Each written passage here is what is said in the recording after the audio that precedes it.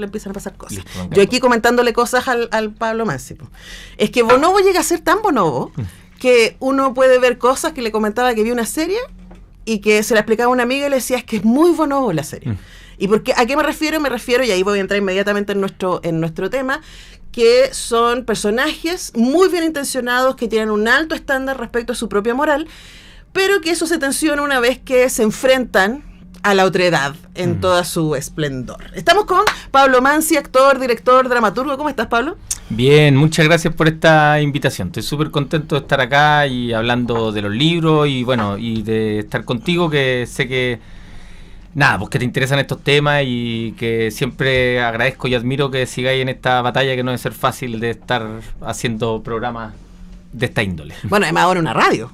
Sí, viste que estamos aquí levantando Radio UNIAC. Vamos a cumplir pronto 4 meses con una programación absolutamente dedicada a artes, culturas y humanidades. Wow. Sí, así que ahí felicitamos siempre a UNIAC por el juego de lanzarse con eso en estos momentos tan contracultural. Es verdad. Y bueno, la excusa para esta conversación, yo siempre tengo ganas de hablar con el Pablo Mansi, pues siempre tengo muchas preguntas respecto a su trabajo. ¿A quién pueden ver además actuando por estos días en Cautivo A? Sí, que está hasta el domingo. Está hasta, que solo una semana, sí. ¿Cómo es la cosa? 3 semanas nomás de funciones. ¡Ay, qué difícil! Sí, y es la cosa... Por favor. No, es que tú piensas en la cantidad de tiempo que ustedes invierten. Bueno, también les pasa con Bonobo. En armar una obra para que tenga 12 funciones. Estoy súper de acuerdo. De hecho, hay una política ahora, casi hartos teatros están tomando esto de hacer solo 3 semanas, que yo tampoco lo entiendo tanto, porque el boca a boca se demora un poco y hay mucha gente que se queda sin verla, pero yo espero que se muestre más. Pero igual aprovechen de ir hasta el domingo, el debut de una dramaturga que yo le tengo mucha fe. Así que, nada, pues. Vayan a ver, Cautivo Lado A. Si quieren tener más información, revisen la entrevista que tuvimos la semana pasada con la Cata Saavedra. Exacto. Que también es parte del elenco, donde también está viejos amigos tuyos. Está el Gabriel Ursúa también. Exacto. Que actúa en estas 3 obras. Sí, y está la Andreina dirigiendo. Mucha gente también, bueno, mucha gente talentosa que admiro mucho. O sea, está el Rodrigo Pérez. Claro, también. podría mencionar el elenco. Está el Andrew completo. Baxter. Está el Rodrigo Soto. No, el elenco completo es una cosa así súper impactante para mí y de mucha admiración a cada integrante. Así que, nada. Es que también parto por ahí porque pienso en que mientras leía los libros y leía las introducciones, además que están todas muy interesantes, pensaba en esta constante movimiento que tú haces como actor, como director y como dramaturgo. ¿Y qué te pasa a ti cuando, por ejemplo, ves ahora tu dramaturgia, que viene además en el segundo texto, en el de Tú Amarás? La Andreina Olivariga habla de eso, habla de cómo se construyen los textos y de las conversaciones y las reflexiones, y después tú te vas y volvís con el texto, ¿no? Entonces hablemos de qué pasa cuando eso tan vivo se transforma en algo impreso. Pucha, es súper cierto, y sobre todo aquí tiene incluso algo de contradictorio, porque nuestro trabajo... A ver, no quiero aburrir con esto, pero el teatro viene de una tradición en donde como que la fuente del saber es la dramaturgia. Y esa jerarquía yo diría que con el tiempo se ha ido igualando, digamos, y el proceso a veces del texto es incluso parte del proceso final. O sea, se está produciendo mucho pensamiento antes de eso. Sí. Por eso es que siempre pienso que no es como que la obra... A veces dice, qué sé yo, Donde viven los bárbaros de Pablo Mansi es un error. Yo soy el que está encargado de la dramaturgia. Y por ejemplo ahí, Andreina Olivari cumple una labor fundamental. Yo no puedo separar mi trabajo, mi modo de pensamiento, de girar, de escribir, si no lo pienso en el diálogo que he tenido con la Andreina durante todo este tiempo.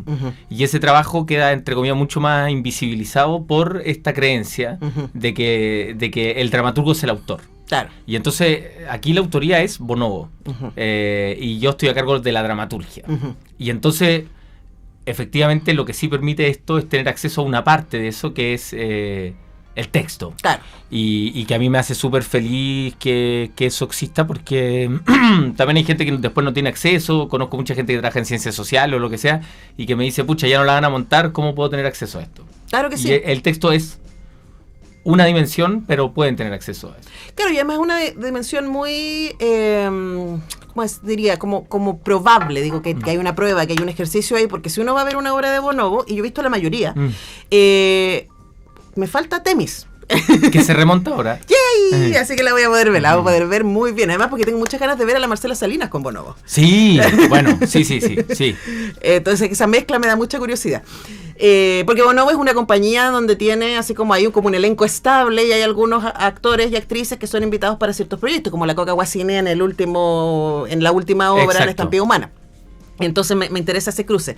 Pero también lo bueno de estos textos es que además vienen con unas introducciones que ayudan a poner el texto dentro de ciertos contextos. El primero, donde viven los bárbaros, está escrito por el profesor a quien amo, le mandamos muchos besos y saludos, Sergio Rojas, uno de los filósofos más importantes de Latinoamérica, encuentro yo, en mi humilde opinión. Sí, comparto. Andreina Olivari escribe el segundo y Jaime Barría escribe el de Temis. Y eso también quería preguntarte qué te pasó a ti con esos intercambios de intelectuales, en el caso de Javier y del Sergio, y también de la Andreina contando el proceso, ¿no? Encuentro que es muy rico ese ejercicio. Para mí como lectora espectadora fue interesante. Pucha, sí, fue súper emocionante. O sea, lo de Sergio tiene hay algo que... O sea, Sergio nos marcó. Yo lo cito muchas veces, incluso en talleres y cosas así. Entonces, que haya escrito el prólogo de alguien que yo no conocía nunca en persona, para la compañía fue súper relevante. Había mencionado las obras en algunos momentos porque incluso a veces soy tan fan de él que habíamos visto entrevistas y cosas así, porque nos interesa mucho su pensamiento y sobre todo la lectura de estos tiempos, diría yo, de Chile. Entonces, eso de partida fue súper emocionante, pero también el hecho de que, no sé, yo escribí Los Bárbaros, habré tenido 25, 26 años, algo así, y como que también he cambiado mucho mi modo de pensar. Entonces, escuchar de nuevo esta idea en el contexto en el que estamos hoy sobre la noción de los bárbaros, es súper interesante. O sea, pienso como en los nuevos apartheid que se están creando, etcétera. Después lo de la Andreina, pucha, por lo que decía antes, para mí también es algo muy también emotivo y porque ella refleja mucho también lo que implica trabajar en compañía, que algo de lo que también hay pocas posibilidades a veces de hablar. Y Mauricio Barría es alguien que ha dedicado su vida al teatro, que también son labores que a veces tienen menos luces que la gente que ha hecho... Los investigadores. Exacto. Y es alguien súper... a ver, ¿cuál es la palabra? Es como... es alguien muy abierto a compartir conocimiento y eso es muy admirable. Sí, además que también a mí me sirvió leer cada una de las introducciones pensando como en el artefacto cultural que son este triada de obras, ¿no? O sea, de dónde viven los bárbaros, No Amarás y Temis son obras que cada una tiene su propia anécdota, pero finalmente tratan las tres de lo mismo, que tiene que ver con...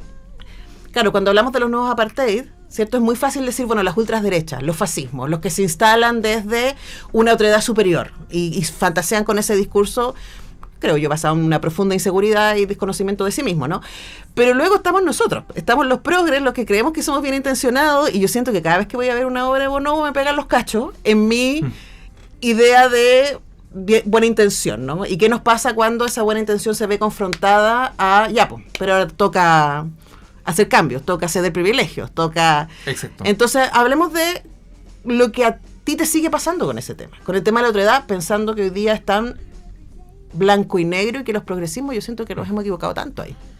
Sí, bueno, aquí se me van a salir todas mis convicciones políticas, pero he pensado mucho estos días en esta frase socialismo o barbarie, digamos.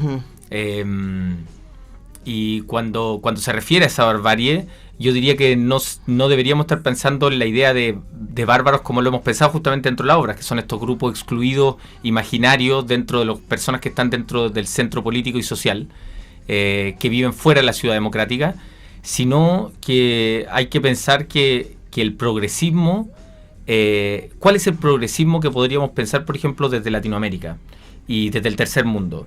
Que yo diría que se vio altamente influenciado por el progresismo gringo en los últimos tiempos. Es decir, en los bárbaros, por eso digo el viaje, ¿cierto? En los bárbaros yo creo que estaba mucho más pensando desde las personas que eran herederas de las nociones democráticas de la concertación, que eran más humanistas, y después hay un giro que empieza a tomar desde Tu Amarás hasta Temis, que es esta influencia del progresismo gringo, que para mí, como izquierda, es súper lejana a la idea de izquierda de Latinoamérica. Entonces empieza a mezclarse las nociones de liberalismo, que a veces pueden tener que ver con cosas más de privatización del sentir, más culpógena, más de victimización, y se separan esas izquierdas de las ideas socialistas que se hayan construido en el tercer mundo o en partes de Europa. Uh-huh. Entonces, para mí... Socialismo como equidad. Claro. Para mí, hoy día debiésemos pensar siempre en un contexto como el tercer mundo que el progresismo y el socialismo o sea, no podemos dejar de pensar en la precarización material y de clase en Chile, además de cómo eso se va conjugando con temas de género, grupos racializados, porque todas esas cosas van haciéndose aún más duras en cada uno de esos otros grupos. Sí.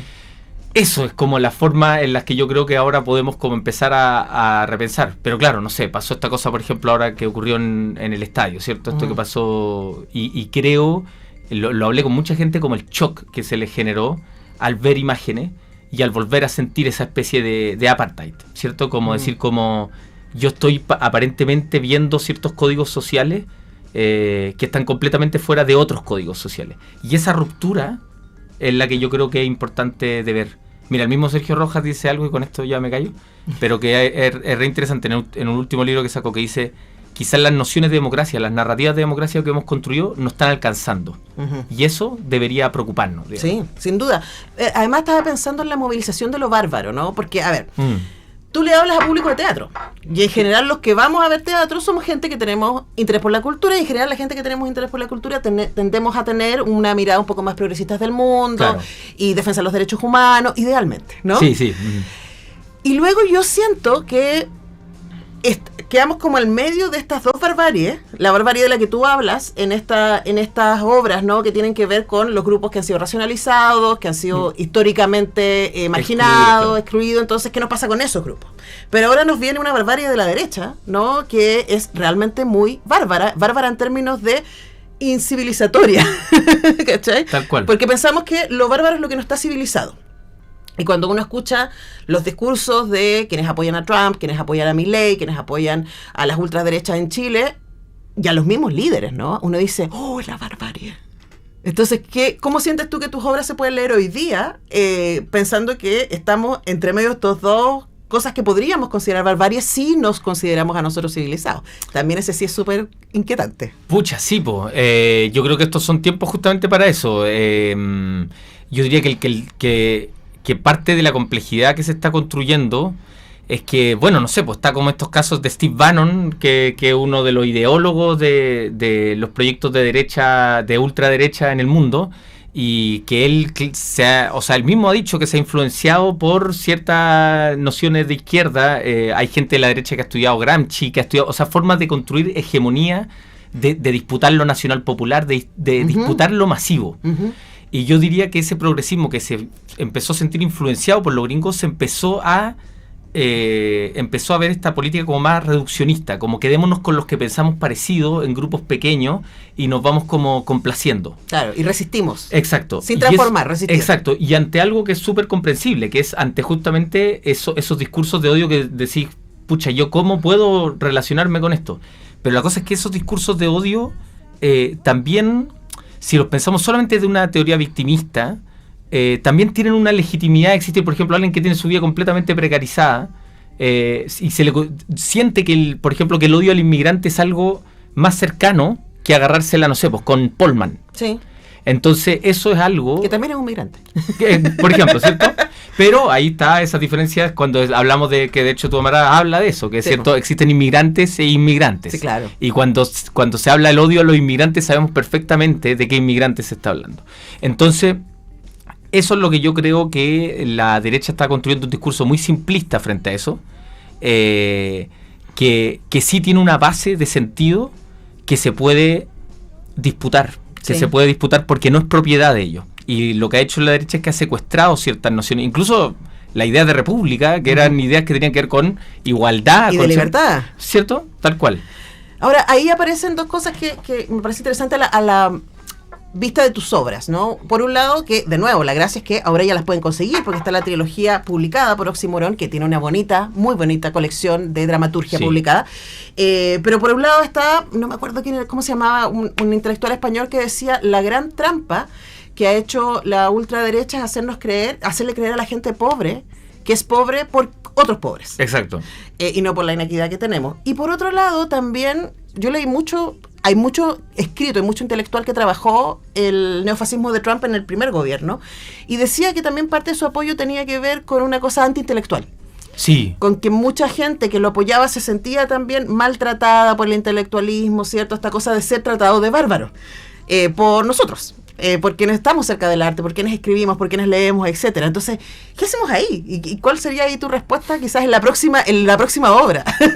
Exactamente. Frente a esta barbarie. De hecho, eso nuestra propia barbarie. O sea, eso que tú estás diciendo para mí es lo central en las obras de Bonobo, diría yo, que es como en la forma en las que, por ejemplo, insisto con esa influencia del progresismo gringo, empezó a excluir a la gente que no poseía el lenguaje de la polis, claro, que era básicamente la construcción del bárbaro en Atenas, ¿cierto? Sí. Es los que no hablan como nosotros. Uh-huh. Y los que no hablan como nosotros son las personas que no se habían aprendido las frases que habían sido creadas en la industria cultural gringa o en espacios de élite como la academia, llamémosle cualquier palabra, ¿cierto? Y de hecho, no es casualidad que muchas de estas palabras tengan nombre en inglés, ¿cierto? Qué sé yo. Son conceptos con los que puedo estar de acuerdo. ¿Sí? Gaslighting, por ejemplo. Claro. Y alguien dice, ¿qué es esto? Y si tú no te estás moviendo en unos circuitos muy reducidos, te sientes fuera de algo que en verdad es un problema real. Entonces ese problema real, por la forma en la que se está presentando, por los grupos en los que se está presentando, pareciera ser que son problemas que son un lujo. Uh-huh. Y no lo son, sino que son cosas que si se vinculan con con los contextos precarios en los que está Latinoamérica, son completamente ciertos. La cosa es que no podemos verbalizarlos de la misma forma, y yo creo que ahí está algo súper interesante que tú estás diciendo, que es como ante esto, no sé, hay mucha gente que estudia eso, por ejemplo, como cuando pasó la cosa en la Alemania pre-nazi, uh-huh, después de la Primera Guerra, que es como por qué esto, en vez de transformarse en una lucha de clase, empezó a transformarse en lo que se transformó, digamos. Claro. ¿Por qué todo este odio, esta humillación legítima que habían sentido, por ejemplo, Alemania, no pudo encauzarse en ese proyecto? Y lo que muchas veces ocurre es que ahí círculos autoritarios empiezan a tomarse esos espacios porque está esta cosa, ¿cierto? Y a través de un discurso también. Estaba pensando ¿qué hacemos nosotros ahí, no? Y estaba pensando que hoy día, por ejemplo, a las 12, en tantas canciones buenas, va a venir Gianluca a nuestra Radio Unidad. Perfecto. Y a mí me parece que ese es un gesto que, por lo menos para mí, es un gesto de curiosidad, ¿cachai? Porque yo me pillo, y viendo obras de Bonobo me pasa, ¿cachai? Es que, ¿quiénes son para mí los bárbaros? Y para mí, obviamente, la música urbana, y digo obviamente por mi construcción cultural, porque yo crecí escuchando rock o qué sé yo, es como, uy, la música urbana, qué inferior, probablemente, sí, ¿no? Pero ahí esa categorización hace que mi curiosidad por el otro sea entrampada, que se le ponga un límite, ¿no? Y creo que una de las posibilidades, y es lo que me pasa cada vez que veo Bonobo, es hacerse preguntas respecto a los propios límites que uno se pone, respecto a la otredad. ¿Quién es esa otredad? Y cómo yo soy otredad finalmente también. Todos somos el flight y somos el cuico de alguien, como dice una amiga mía. Claro, o sea, bueno, nos pasó que en un momento fuimos a mostrar Tú Amarás, ¿cierto? Que tiene esta cosa que tiene estos extraterrestres imaginados que son excluidos. Y, por ejemplo, lo mostramos en distintas partes de Santiago, y cuando a veces nos tocaba mostrarlo en comunas que son las denominadas periféricas, decían, mucha gente después cuando eran los conversatorios nos decían, oye, ¿y qué les pasó a ellos? Obviamente se sintieron más identificados con, en Tú Amarás los extraterrestres se llaman amenitas, ¿cierto? Se sintieron más identificados con los amenitas, ¿no? Que con los doctores. Claro, y decían, no, pues, se sintieron identificados ellos con los doctores, y pensaron justamente en los grupos de inmigrantes que habían llegado a sus barrios. Y eso significa ese mismo prejuicio que creemos que las personas que son excluidas van a pensar de tal forma, que es una forma de aplanar el pensamiento de todas las personas que no están dentro del centro político y social. Entonces esa pregunta que tú hacías es central para mí. Y también creo yo que hay algo que es, a propósito de lo mismo de los pensamientos como conservadores, que, por ejemplo, yo estoy totalmente de acuerdo con la idea de apropiación cultural, pero yo no creo que toda forma de representación de otras culturas sea necesariamente apropiación cultural. Entonces, la otra vez ponía este juego, ¿cierto? Que empecé a revisar los comentarios, se los mostraba a un grupo de personas, y mostraba los comentarios sobre una cosa que aparentemente podía parecer apropiación cultural. Le decía, ¿de dónde creen ustedes que vienen estos conceptos? Y decía, no, de gente progresista, etcétera. Bueno, era una persona de Haití que estaba bailando cueca en la Plaza de Armas y eran puros discursos ultrafascistas, que decir, nos están matando nuestra cultura porque esta persona se apropia de lo nuestro. Entonces digo, no toda producción cultural puede ser una propiedad, por ejemplo. Sí. Y tenemos que empezar a diferenciar esas cosas. Por eso digo, son las ganas de discutir esto que nos podrían llevar a, no para decir como, oye, ¿cómo hacemos que Chile, entre comillas, sea menos facho, cosa que yo no comparto, de hecho, sino que es, yo no considero, por ejemplo, que Chile sea un país de derecha. Yo lo que considero es que hay un progresismo que ha estado estableciendo una falsa diferenciación entre esos problemas de precarización material con los problemas del progresismo, qué sé yo, que están en todas partes del mundo. Uh-huh. Eso es lo que tenemos, creo yo, que unir y que no pensar que son problemas separados. Sí, bueno, y ahí yo creo que las artes son una posibilidad para que uno salga así como, uy, no lo había pensado de esa manera. Y a mí me encanta Bonobo porque siempre me incomoda mucho. Yo siempre salgo muy incómoda de las obras y creo que eso está bueno. Datos, si ustedes quieren saber más de Bonobo, pueden por supuesto conseguir esta espectacular trilogía de Los Bárbaros. La obra que vino después sigue hablando lo mismo, de alguna u otra manera, sí, que es Estampida Humana. Y también pueden revisar el panel que le dedicamos con Millara de Lobos a Bonobo hace algunas semanas atrás a propósito de Estampida Humana. Así que gracias, Pablo, por venir. Un placer tenerte acá. Pucha, gracias a usted, gracias a Oxímoron, gracias. Y recuerden que pueden ver a Pablo en Cautivo Lado A, está en el GAM hasta este fin de semana. Nosotros vamos a la música, voy a llegar a nuestros siguientes invitados, ya regresamos.